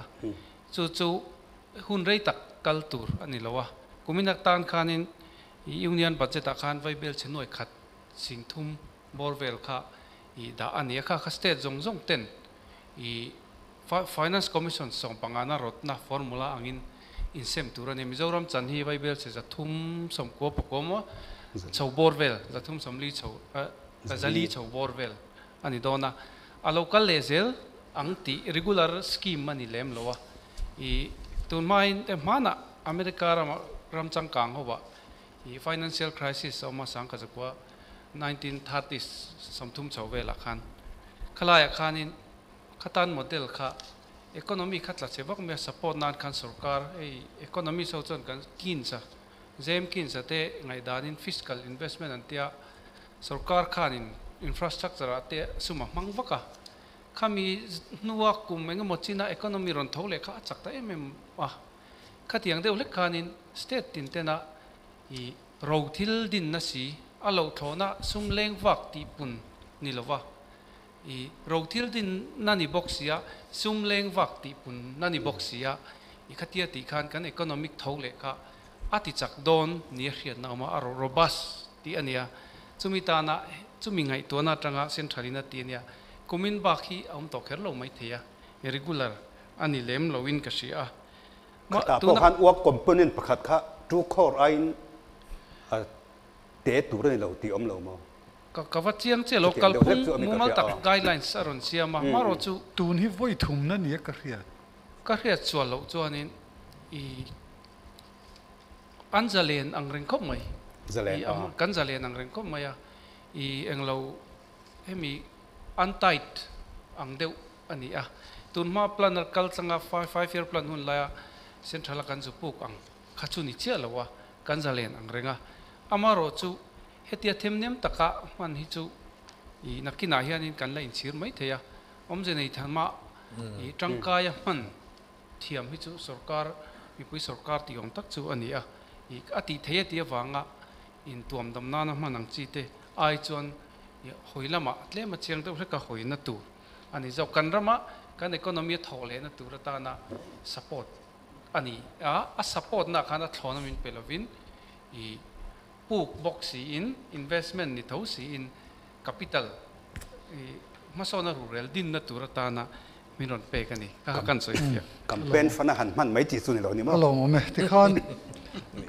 akti dan kal mang zo ka lut to mayang mo ti dan chi sang sang om ta hei tho dan chi sang sang kha eng poni se poisa kan ne ya project kan siama infrastructure development tan ma mo sang sang kan nei ta ni henga hian kan ramina anti dana hian party then khat ngai dan po hi ain anglo theyem ka khelowa pakhat chuan he ti hian ron ti ta contract na tho dan thajok antia thajok tinen wa ngal maya build operation and transfer BOT in kantianga engineering procurement and construction EPC ti kan mangbokanga public private partnership mode in tam takhi kantiang antitani chu kan ram hian thilti theyani angem chu BOT kanti te kha enge omzia mi puin kan khedon lo ta kan tlana pianga tax kan pek tura loin vest le tur contractor khan kan siamanga kan neyang ti ang deu type te po hi ta hian thil om mai theya puro ta bok hi som tai la hei hi restricted tender kan ti tenen te po hian a soi zong thek to in ka ringa yan beichin te sia ha kha chu BOT kan ti kha chuan build own and transfer ti ni a kan rama hi chuan kha chu kan implement thein arin om lova a chan chu lo na chan a chan chu motor kha atamangai ni tax kong kha asiam tu company khan siama kum enga moti chung kha motor ron plan aron mang tangkai te hen tangkhan tax lo la nga chuan hlok na Delhi le agra in ka in karanga te hlok na te alo om to nu akhanin sarkar a transfer ton ta ne enga mokuma kha entinan world bank kong te kan siam ta aizol lung leite kha toll road an tiang deuh kha BOT ang lo ni ta sela aizol le lung lei kal tur te kha ni paisa pezel taila kha mi pui kha phur rit don ni mi pui nan khelo thiam lo palanga BOT chu contractor ku ta an peto panga ama poisa in siamang chuan kong kha siam zo nuwa kong mang tu te hne na tangin kong man alo lang aman mana khan sarkarin aman mana khan sarkarin thu nei lengem aman mana khanin kha chu mi dana omanga khalai ta ka chu ka gate siama nga toll gate omanga ma she a rate to fix omang limit omang tro ang motor inland le dana zirten om thin chuan chu tiang chuan kan tiang ti kha chu nian china kan soyang tho khan amoi chu moi khop maya a practical khan ya ti theyang em mi pui khang kan zo wangem tle ma hausa deuh chuan lo zo mai thei mo le an ma ni soi ngai thlak zui chak om zo kan mo khalom zo na kan zo hian an ma ni corner be tum dewa te hen min ngai lek lek thina an soi fia hian alo thei dan kong om kha chan kan har huai don ani chu zo ka chu heng thil kan study na hi kan zir na hi ani ta ani le engineering procurement and construction ti khatiang ang tai pakha public private partnership han ti te kha chu kan thre thiam mai anga tuna ani kan kal phung nen hian an khai khin chote le EPC po kha contract lian dewa lo chuan ti chi lawa state sarkar state summa tang hi chuanin ti hi har riawin ka ringa entinan saski te kha project lian ang tak taka khor za ang vel te mo a kan ti top thei don ni chuanin contractor tha khan a engineering a design a ti vekanga procurement engkim kha ani a construct ngal bokanga ti khani tani man ro te nei vekanga ma se tuna hian NHIDCL na ho hi EPC mo tani highway te pon mangta MOE wan sign vekanga kha chu contract pa ngai ang deu tho chu entinan leivungan pai po soil bank te a omanga tu ta chuan pai kha an design te kang kha in nam liam mai turan ni lo ti thlengin ma se an nam liam mai si khan ke ma ni monitoring a kan chi ani mo a monitoring kha chu a khan pan om he chu engineering procurement and construction ne ta khami tu khanin a contractor khanin engineering po kha ti veka estimate design kha an approve anga mo helaya a department an approve anga ole he design ne thoka thok theian tia a monitor tu kha a khanan om leng chu ni a monitor tu te hian min monitor saklo nge kan topic a tel tho kan environment min ti chiat sak ta le akan sia lui koran nam liam ta zung kan lui ten an tur ta te hi engwange niang NHIDCL chuan a all chuan duang chu tro ya kha a monitoring kha leivung pai khom na tur big deu titar soil bank kan tiang tai pakha an ma ani inrim na khana tel vel of miang DPR om vector ni om vec sian ti silo kha chuan environment impact studies te tu le a impact tu te poka DPR om vec chu monitor tu takla ya ka chak lo thina ni mizoram a kan chak lo ti na ni a kan ngai thei tlang em chu tu ma dan en puilon du nan pai chu ni ala a ril ru na thak ka ti thina sero DPR ka na in bil veka tin nia PMGS suai te poka kan so ya nia 14 Finance Commission poka aron ngai poi mo mai chu thing tang khuwa ne chena purwa tan so yan kan in mis sani som nga le kom na te poka lu vector aneta asan chu agriculture marketing ka akok ta tani so bang chuan heng agriculture reform kanan tiang ho chi te 15 Finance Commission and interim report a pay ka chuan state hian heng reform hi ati lo pay chuan and PMGS wai kong poisa po hi release to turani lo wani ti hial khan aron warning chau a tiang khan su all round development ania thingkang mi te tana khopui mun khanga until product te poka an phur sung theina turata na heng hi siam ania maro chu kan rama chon tiang hian phur thei lo han phur po ni se konga ai so chevek don ani ma an thil zok tur po kha don for the page an so ke vek lom ma yang chu mo khat yang ko pa chia kan in siam sak ni na langa kan te kha kan thleng phalo le tin nia helai chung chang an infrastructure chung chang kan soi a contractor le eng lo lai te ma se garil rual lian chu hebi CAG khan sang ni le pakwa chang to khan public finance management system hi I insist ani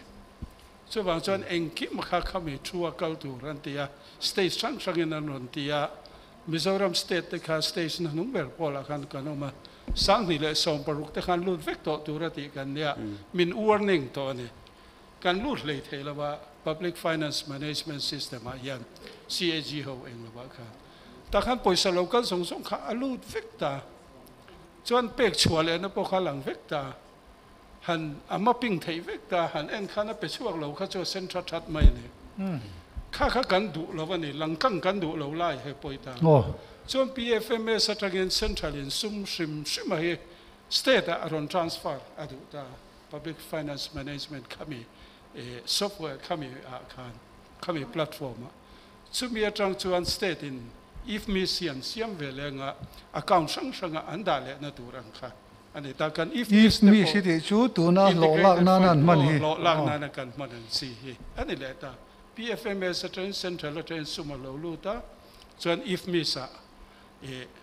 account het sanga ta sualenia hei po hi enge thatak tak online kan if mi ste po hi en angai khom maya a software siam na sum kan man zo zai te po hi a u chuak viau te po na langa efficient box silo ti lei thei box silo mate tin uak a khalai kha langkang vekta hi kini te po sang ni le so bariat ver kan tho lai kamanga kan en kol da khan a ol sam em ne poisa lo than rual khan ke manin kan han ti ta kan account kan han ena ti chuan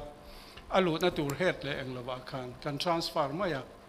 chuan kan tia a budget kami account het kan da zunga kan pek chuan na tura tiang chuan print advice kan approve print advice kan ti la chuan aron print chuan ka bank kan han pe a bank khan an lo receive an lo chua sil tiang chuan en kha zong ka kan ledger ani maya kan eng lo vaka audit po ni se kha zong ka ne mayan en tu cho tiang chuan kan nau te kan ve pek chuan kan mang tha nge chalo ti le an la kol nge a hun an release le ven te ka kan ba ping vek te ya a central thread mai ne la ti lo ka chung ngot ngen ti lo kan ti ta chu central po na min monitor du da na ka ni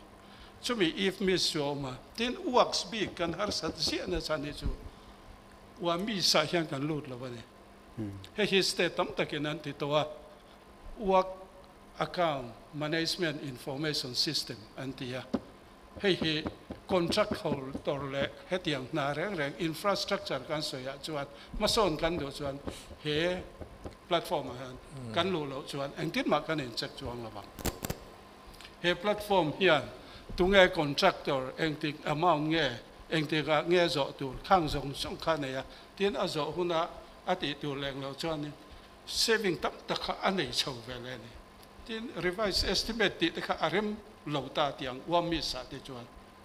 chu wang chuan kan ram kan siam thadon ani tak chuan infrastructure a kan lo tura hian he wa mi sa hi kan ti nga ya he kan state bul na ya tripura te pon an manga tin amang ho hian an lo puyan state in sum tam taka save ba ka I a profit ani so kan Zirchianna hemi lu pui tum ngam sarkar hi kan le ke su ka be sei chumi wa mi sa kan lu tang works and kolnan hian tingam kan phot chuan vote la ka ngai kha central tanga an ron ti ani ta kan state sarkar ngei poina order kan sia kum sang ni le som parukhan nuai contract na reng nuai zachin chunglam chu tendering vector ni ti order omani kum sang ni som parukha tendering vector ti ania kha sut le na a kala khelawa han sut le chi po ni chuang lova engwanga sut le ngai tun khen hian tender lova restricted tender thadu tuk kan mang sual vak le tamai jok si hi hei te hi he lam tu nai iron soi kha a rualing ke ma ni order siam ngei po kan han nge ni implement chuang si lo lai a kha har sa nge kan tian ni chu infrastructure fund mumal taga le kan ram mason tu na antenna central kalphung hi kan Zirchian te ponga ya PFMS te po 100% ran ania an kal zelanga na kin loka 75% central anianga 25% state an raise zelanga na kin a chon 50 a chawdo na ni scheme tam takin chu ti chuan akal mek vek ani tuna min pek dan po 90-10 ani PMJ suai po hi tunda hian 90-10 ani a an ron introduce don khan 50 ron ti tum zok khan ne mo 100 atangin 90 atlata tiro chúng bị ôm giật chung rồi cắn ngày thắc đàn anh trên lầu thấy à thì là chén giảm in pe rồi à đó ta chén sòng tum về rồi chén sòng quá cần tum mang anh tia à đó ta chuan at lem thôi ta sòng ngã cái tum xem đó na à vai in tum to rồi le anh tia mình cần san to đó nè sòng ngã hết cho cả reng Indian Union cái nông chung chuan à chân cho Central Ain rồi về đủ ta bây giờ rồi thọ anh ấy là cho state đã control đòn là vậy, cái federalism lúc tục lại cả anh đủ biết là state liền hiện anh đủ vắc là vậy thì tất chuan central sector, central scheme 50% central là rồi tung bộ hiện đủ là vậy, à chân cho rồi soi thếนั้นnày lúc ta can thọ về cái mà nên thì về cái là anh đủ rồi, anh mà đi state thì về can đủ ta, cái này đang cái này advance lại ta, anh ấy ta so vang chân India mà chân là lom mà rồi giá số ring tu zok kha kan tum thấy là ya tia kalsel chuan kan infrastructure development na ta na kan sum grant ata hi dikta ka kal tu le na tho the na tu chuan he work account management information system a hian kan lu ngai angai chu chuan a control ve ka poisa release te le ka tender kan ti te le englo zong tuna contractor pakhat minga musia heta subcontractor somria chuang omate ka a thei lo sim chu wang chuan an khang zong sek nan ka ngoro tuna po thei chuang lo in dan in a phal chuang lo tro PMGS wai kha central PWD manual ate khatiang ang chong khana phal chuang vak lawa ati dani kan thiam ve ya kan thuak hi thang ring ria wa le lama chuan a thazong in mang tai la tuna a chezong kan man ni a thazong in kal tai la tuna state kan phak lo kan ti te kan le pel fatin ka ringa mo tuna ma financial year kan mars ni somthum pakat khan poisa kha man zo vek turani ta amara chu banking ka core banking ala ni lo ba chu wang chuan April ni som vela po khan bank khan mars som thum pakat mi kan lo ro tlok thai ni mà sẽ core banking an local ta ka chuan a lut lo ka chu lut thei to lo ama computer clock khan a register vek to a laps lo thei to lo ni mo khatiang che kan system a lut to chuan a in chu ni ke deposit te kan lat mu chuak le ta state dang hian an nei mang lo ni obe mo D3 te kan tia khang te kha included system system cha kan lua kan tum pot chuan nam tlem te kan nia kan ti the wa mi sa te PFMS te if miss kan ti song te le direct benefit transfer kan ti song te scholarship thangin ani vekhi a cha jok sia chumo tu pon direct in an dong vek to a tin in chui rup pangai to lova in rup pangai lova adong tuina man sual zo ka heta beneficiary da mi siu zo ka a boi thak lai zo ka ne to system adika hetia electronic manga kalchuan ma se he kan soi ne chu kan party pakhat manifesto hian contract na pek na konga te du sak bik le thau thak bik nei lovin dan ang takin kan kalang dan ang takin kan alok dan lo angin an lo kal thin tin ani om takania dan ang takin kan kalang te dan anga kha be check tu chua software kha ngai to nia om to sia chu te chu a hi po hi dan om sa ni dan ang kan kalang la ti kha chu chil per te po om mai lo ni dan te kha chu om sa kan siam bel don nge hi kam pai don hi mi dan ni kan siam bel don ni mi dan ni kam pai don ti om dan ang kan kalang la ti chup mai kha chu mà bác câu lâu ang rừng riêng cái manifesto cái thì mà tu nak khan hey giờ này rầy lâu đi lek cắt tu mà ti top đó non nai chậu te po kan du dewa mà sẽ kami finance in soi tel zau la ya khan tu jim sa hen soi du nei karing ani kan som te infrastructure chung chang a hianin ngai dan ka lo nei chu ale lam zong deuh hlek hian kan lo clear thina purwa ta khan in system ti kharan soya infrastructure din hi atang akan din hi chu ol sam kop maya poisa oma grant kan hua enge mo kan ti chuan project te kan tia sarkar po hian kan hmu thei chon kan lawma contract te kan du sak te kan pe theya ama ro chu kan din ate hi tangkai em ti lai taka zawk hi apoimo katia example chu polytechnic building hi district na kan nei ne o ma se kan la ran lo a building kha at de to tin kong te po hi ni kong te po thawa o ani dan turang taka en kol tur chuanin function tir tur chuanin kan revenue expenditure tanga kan manangaya kan sarkar na thok lein rel bol na sen chawa hi aboma to sia chu wang chuanin kan in maintain le thei ta lowa chu wang chuanin heta hianin infrastructure development kan ti rol che hianin institutional infrastructure tila mu thei infrastructure ni lo mu thei tikal tu tur institutional reform hi ke karir ro lo oma entinan PWD hianin contractor than a procurement te monitoring te atia maintenance te PWD hi the government department anita a budget te hi I lapse thei ve kania financial year ma se an nai estimate te tender te government procurement rule ina a for vek ni som ni chu tiza tal tar notice tu ni ti engkimina for ania chu bangchon an procurement te an na tho dan tur jong so kha hundu te poni ve theya ta chonin I khami financial year topina ati boi velem lo dedicated vehicle te hi din te hi thalo mo ti ti karil ro oma central chon he NHIDCL te po hi adina atangkai khop maya chu abik takin kan kong en kol chungchang a hian apoi mozoling ka ria budget a data se budget kan man thei tak meu kan man thei meu expenditure sanction te engkim hey budget a kan tanga kan mangang ti mai hi a olsam ngai to hianin man me hi hale mare me mani bilanga engkim thil khanga ya nia ache tak thei hi chu kuma top ruaya November October chaute lo nia khada khan procurement rule in a lo phor le sia ta chuanin a maintain tu turan han tian han thlanga financial year lo top nai roi maya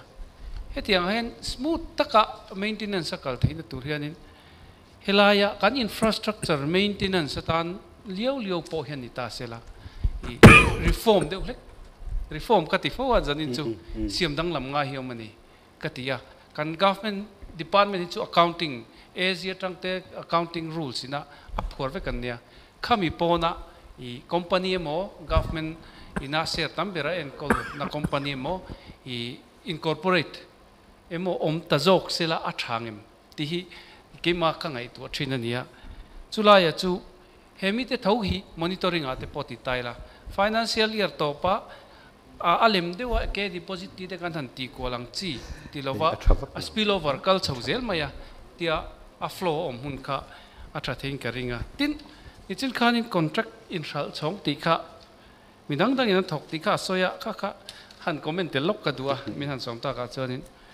I contract shal chung chang hi mi ming ho ti teng mi ming ho le shal hi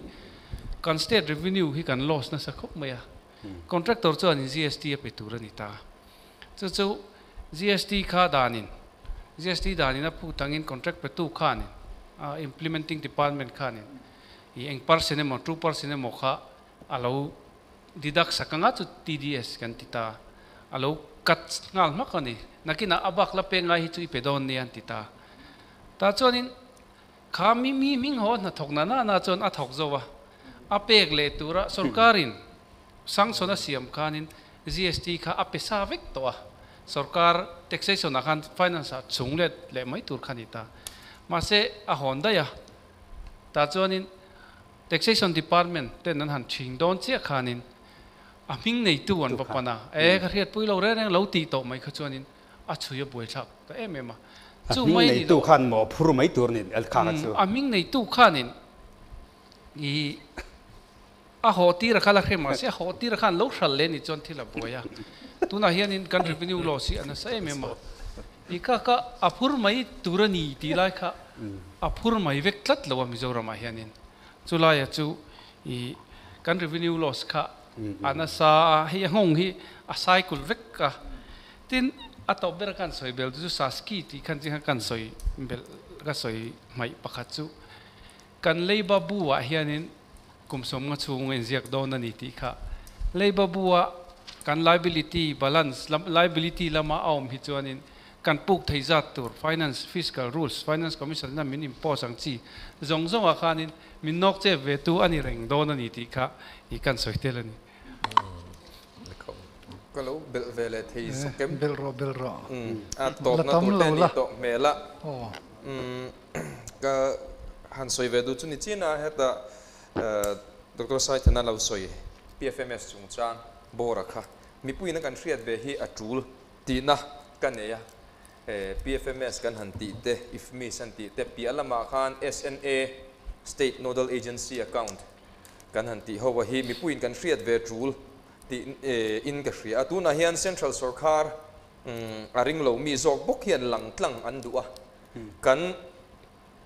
keini ram hian pathian ming lam reng chung si hian alang tlang hi kan hre le mai ni hian hria ta tun tuma kan treasury te po aruak tho thanga kan han hriat fo thin na te po single nodal agency account kan ti hi centrally sponsor scheme centrally na kan budget he ta tel mi lo kan sum man tur kan in ruam mana tel mi lo asan pa liawa mason na enge mo rural din na ture mo ramta na min ron pek scheme lo kala te sum lo lu khom na ang chi kha khoi a mo a lo po pen ko ala helama tlem mazong hang report ang helama tlem hang report ang chuan ama ahman na tur aron kal chan tak taka hian tlem kal ri box sela chuan he ta danga kan hmule huna kan siam rual lenga tia khami om thei to lo tur khan real time a chet lai la en ngal thei turin poisa kha khatiang tur khan an ron siamani a chu tu na work account management information system kan ti khan transparent in om vek don alang tlang vek don khala ya khan ti chuan te kinnan sum chu heta a en call to department atang khan alian ber a office puya atang khan heta district headquarter a khan ama chuan poisa te an ron draw a chalan in moti khan an in pe a poisa ten ba draw check ten in pe a na thok tu tak te ne na bil tang reng te om thrin ani chu tu na chuan che ka in pek phal po ni to lova tin hela ya apelo pe chuak tu tur account na po da lok ni khat tak nial po azana riak tur ani to lova ni an lo overdraft photanga account na mi kha om mi lo kha an lo la photanga an lak za che kha office puin ni na ron rul le hal tur ani chu ti khop chuan ring lo mi sarkar min en kol tu te hian lang tlang le mi fring in rol na in le pruk na le in tham ton na athen theilo na turin system min siam sakani tu na hian chu po chu tu na hian ke ni chuan kan thei top khan kan ip ngara atop khoka lo thei lovin centralin warning voi tam min pek nuwa kan han release ta hu maya tren khat chuan kan sarkar lo ho sak je chu centralina ti zong po khata pek tur kan nei ti zong in soi bora nan te po kan mangani mai thei ani na taka chuan in khorfai retin pek ngai khop khan thil dang nei si lo khan thi thova helama kan lo sem kual vela man na tur lova khan chu heram din mun hi alani tluang zelani ti lai kha mi pui khriata soi trulin kan hria chu kan soi du pakhatani tin pakhat chi lok min ngai dam thram building blocks of economy kan ti zinga hian kan ram hi chu agriculture based economy ani agriculture lo nei na in hat lian ani a India ram pum ang po in tin Mizoram chu pathian in leilung min petra a eng kim mai a thadua chuwang chuan hemi konga hi chuan kong pui tha le power and electricity tha min du pui le min siam pui tlin sak masathei sarkar kan mamo ni in ka hria a system bok ni china mi kan soi kha apoi mo a ataka enna tin kan maute kan mahala kan to thachara khulai loka paper an ron chan tira ari min to tak kan leya helaya hian nga tinge paper mil pakhat po min din sak thelo ho in ni thleng hian chung zong chuan employment generation tam taka siamang voi le khata manjana po kan political party hoi tu te ka zota reilo te sum thok chuak ngal thei tur si enge infrastructure min din thei tur in tiam thein neem min sil thein neem tia kan zo khan tu man kha zon kha min chang lo ma se tu na hian paper mil din nita sela chu ringot po chu a function tu katranga poisa thok chuak thei ti thei chi khopani reidu ngai lo chi te tam tak kan nei mau te phei chu pathian khongai na zara tro le zel le ron om le zel ani chung te chu min ngai tu pui phak sarkar hi kan ba momo tak em ka ti le ram ani lo me hei zanin a hian ya kan soyang kan ngai thlak ang khan infrastructure lamte kan an soi tur la tama tin ain zom le de put thina han soi hian ni china po khan agriculture marketing te po kai le zoi te po khan ngai thina infrastructure kan soi khan ti chuan mi puitena kan chin chia kan du chu tana kan an I deuh tak kan soi na tang chuan health care scheme kan soi hian insurance type te hian kalve a thakop mai chu akong dap tu politician political party te omsela act engemaw notification department pakhatina atia order chu ati danglam mai ni lo dan nget assembly in a pass na nuaya hian healthcare hi kalpui thei ila ti kha insurance type ani chu zanina hian ka soi sual ka lawa India rama state sang tena healthcare an kalpui dan te ka in buat saya kan MT rang cheu ka te kalau ken thei hil dai maya atam hle mai chi sang helo tam khop mai India rama tin chuti rol chuan private outsource kan ti po in notified rate kan neya chumi mil tura sarkarin roman na asiam chuan private hospital thatak taka po kan damlo na ina zirin kan thei don ti kha achiang le ina langa kan soi ho na khan tin mason na kan tho kan tia atop lama tang khan an soi non taila tuna pu ST Lalbiaksanga khan paper mill te po an soi ta keinin asing anwai tel tak bambuling road kan tia environment ti chia in motor kong kan laya mau phur chu na tur kong kha bambuling road lai ve reng lovin tlong lama tanga phur thateu zela pe para an siama link road kha an mamo ve vak lo ang keina kan ti vak lai hian enge kan thlen pui o ka khelawani chu tiang te chu keini chu mana education department a computer education kan tan don khan a computer le hi in man mo le ber om sia o katia ka soyang nge ina le kha kan man mo le ta ber boka khatiang kha anita ni ole dot le software man kan tia if miss te kan chuan lama ti potra wo miss nge ni work account ti kha kan na thona poisa sen so chevel zong ta khan cashier ina mo bill assistant ina mo alo thunanga langtlang thatopa